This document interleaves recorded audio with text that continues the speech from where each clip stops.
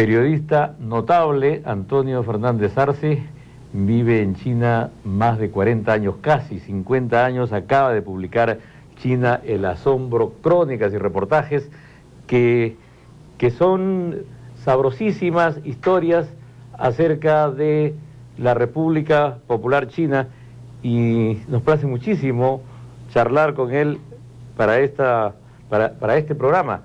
Yo he tenido la ocasión de charlar muchas veces con él cuando en alguna ocasión pudimos trabajar juntos y conozco muchas historias, pero aquí hay muchísimas más.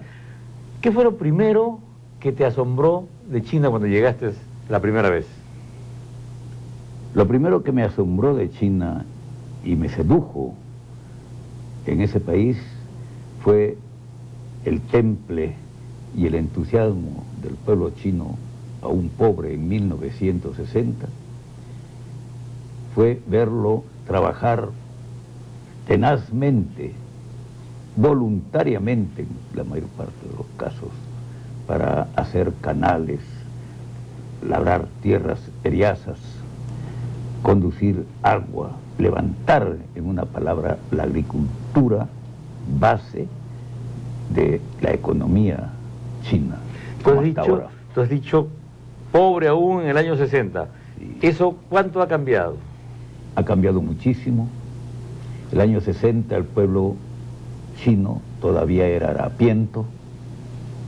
Habían pasado 10 años desde que se proclamó la República Popular China tras el triunfo de la Revolución Campesina de Mao Zedong, y en esos 10 años ya habían solucionado el problema del hambre, el problema de la alimentación, problema básico. Básico, claro. De los 3 problemas básicos, el primero en resolver fue ese. Los 3 problemas básicos eran la alimentación, la ropa y la vivienda. Cuando hemos llegado en 1960 con otro periodista peruano notable, Raúl Villarán, el gordo Villarán, Raúl Villarán Pasquel, que me acompañó desde Viena, donde nos encontramos para integrar una delegación peruana a un encuentro internacional de periodistas. Cuando llegamos había gente, campesinos, la mayor parte de extracción campesina, que solamente habían tenido una muda de pantalón, una muda de chaqueta, y ya el 60 nos decían, ya tenemos 2 mudas de ropa, y orgullosos se jactaban de proclamar que ya tenían un reloj pulsera en la familia, ya tenían en la familia una máquina de coser, y ya tenían en la familia una bicicleta. Se creían hombres ricos frente a milenios de pobreza. ¿Y entonces qué sentirán ahora cuando se supone que se ha producido el gran salto? Ahora, en la etapa consumista que ha traído la introducción del capitalismo y del mercado libre en China, hay derroche, hay bastante derroche hasta de comida, y el gobierno trata, y el Partido Comunista tratan de frenar eso. El consumismo. No tanto el consumismo, sino el derroche. El mercado, hay que decirlo, el mercado actualmente de este país, que se ha vuelto la locomotora de la economía mundial, el mercado vive mayormente del consumo interno, y se alienta el consumo, y tienen que hacerlo porque el fenómeno ya es distinto del fenómeno del consumismo en sí, puramente consumismo capitalista. China está viviendo lo que dicen sus dirigentes y dice su partido, una economía de mercado socialista, y no es solamente puro nombre,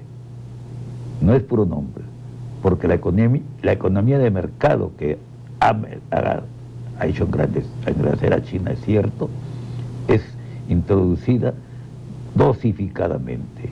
Ahí es planificada la economía. ¿Cómo se concilia ese libre mercado porque sí, China se sigue llamando socialista? ¿Cómo se concilia eso? Se concilia porque en esto que estoy diciendo, la economía de mercado no entra al libre albedrío de la oferta y la demanda. Hay un control. Hay un control macroeconómico que hace dosificar la adopción de economía de mercado de acuerdo a las regiones, a la realidad de cada zona, a la realidad del país y a las condiciones concretas de la economía nacional. No se adopta la economía de mercado en una forma en Yunnan, en el extremo sur de China, que en Harbin, por ejemplo, en Harbin, claro, norte, de acuerdo a las características de la región. Así es, de acuerdo a las condiciones de cada región, las condiciones económicas, físicas, geográficas y sociales. Y de acuerdo al nivel de desarrollo económico de cada región. Cuando ha llegado la reforma, las regiones del oriente, o sea, del Pacífico, el litoral del Pacífico, por ejemplo, eran mucho más avanzadas que las regiones del occidente, del remoto occidente, donde hay ahora una marcha hacia el desarrollo. Entonces, lógicamente ahí no se dictan leyes generales, así, genéricas para todos, sino específicas, ¿de acuerdo? No se adopta una economía de mercado igual en Pekín que en Xinjiang, por ejemplo. A propósito de Pekín, ¿por qué se cambió? ¿Por qué es Beijing y por qué no es Pekín? Porque Beijing es el nombre fonético en que se pronuncia la capital china, se denomina capital china Beijing. Los chinos nunca dicen Pekín. Y hay una disposición de la UNESCO de hace más de 2 décadas de que para evitar este laberinto y esta confusión se debe adoptar la fonética del lenguaje propio, del lenguaje original y nativo, y es Beijing. China es uno de los... O sea, así se pronuncia, Beijing. Beijing. No, nunca fue Pekín. Nunca fue Pekín. Beiping fue antes, pero no Pekín. Tú eres un testigo de la historia, Antonio. Tú has conocido a Mao Zedong, has conocido a Deng Xiaoping, has conocido a Puyi. Sí, a Puyi, a Chen Enlai, Chen Yi, a los grandes dirigentes, pero también he conocido a los dirigentes campesinos de mi época. ¿Cuál de esos personajes es el que más grata impresión te ha producido? Estamos hablando de Mao Zedong ahora, ¿no es cierto? Mao Zedong. De Deng Xiaoping, de Puyi, de Zhou Enlai. A quien más he tratado en mi carrera periodística de esos dirigentes históricos ha sido Zhou Enlai, el verdadero gobernante y constructor de la nueva China. Mao Zedong, a quien es el ideólogo, digamos. Varias veces, es el ideólogo. Es la figura emblemática de la revolución china. Se le debe mucho a Mao Zedong, pero también cometió algunos errores en sus años postreros, en sus años antes de finales, los años finales. Pero nadie discute, nadie desconoce a Mao Zedong como el forjador de la República Popular China. Sin Mao no existiera la China actual. Y eso lo proclamaba el propio Deng Xiaoping, que fue 2 veces y hasta 3 veces defenestrado del poder por el culto a Mao. Eso me vas a contar después. Ahora, ¿por qué Zhou Enlai te produjo mayor impresión? Tuvimos siempre mayor trato con él. Tuve la suerte de ser uno de los pocos que quedó en la revolución cultural de los extranjeros. Todos salieron, unos espantados, otros divergiendo de la revolución cultural. Yo me quedé porque era periodista y vi que era un gran filón para informar al mundo y aprender también. Entonces fui uno de los pocos extranjeros, y da la casualidad que los pocos que quedamos teníamos la suerte siempre de estar con los dirigentes. Ahora no se puede. Ahora solicitan una entrevista con un dirigente, hay 10.000 o miles de periodistas y agencias acreditadas en China. En ese tiempo no habíamos sino 4 gatos. Entonces, cuando se trataba de algo, un banquete, homenaje al segundo, tercer, quinto aniversario de tal cosa, ahí estábamos nosotros como primer ministro, y tratábamos con frecuencia, con cierta frecuencia. Hubo un capítulo, que no me gusta recordarlo mucho, por no jactarme de nada, en que nació mi niña.